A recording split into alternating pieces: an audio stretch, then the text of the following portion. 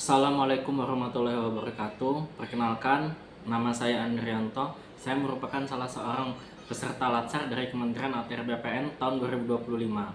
Saya berasal dari gelombang 1, angkatan 5, kelompok 3. Pada hari ini, saya akan mempresentasikan penerapan nilai berakhlak, yakni nilai kolaboratif.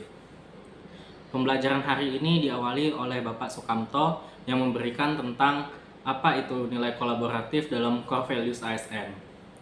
Di sini saya memberi contoh kegiatan yakni adanya kolaborasi antara Kementerian ATR BPN dengan Badan Pusat Statistik atau BPS dalam sinkronisasi data pertanahan dan juga tata ruang. Dari kegiatan ini ada berbagai tahapan kegiatan.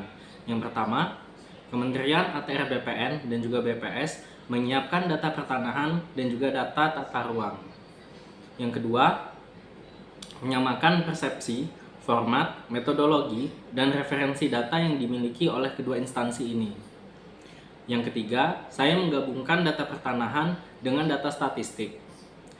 Yang keempat, saya memastikan data itu sudah sesuai dengan kondisi di lapangan, ataupun juga menghilangkan data yang masih tumpang tindih, ataupun juga data duplikat. Selanjutnya, saya membentuk sistem terpadu, yakni One Map ataupun juga One Data, yang pada akhirnya menyediakan akses data bagi instansi terkait.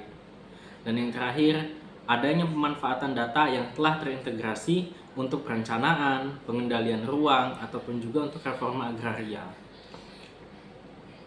Sedikit hal yang bisa saya deskripsikan, dimulai dari adanya bidang P2 ataupun juga bidang penataan dan juga bidang pemberdayaan dari ATR BPN untuk melakukan pengumpulan data secara terpadu sesuai kewenangannya.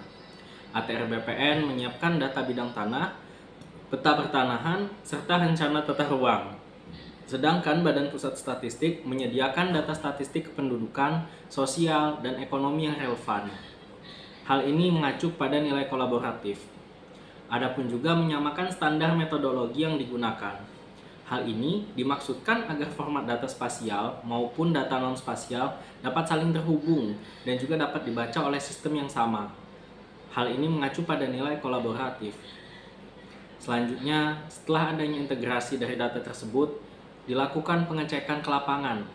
Apakah data yang sudah ada sesuai dengan data yang real di lapangan dengan kondisi aktual.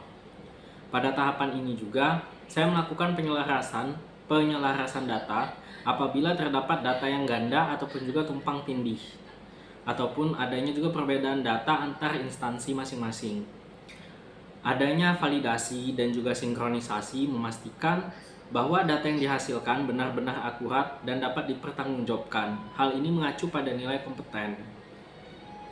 Apabila data yang telah tervalidasi tersebut dimasukkan ke dalam sebuah sistem terpadu yang menjadi bagian dari kebijakan One Map Policy dan One Data Indonesia.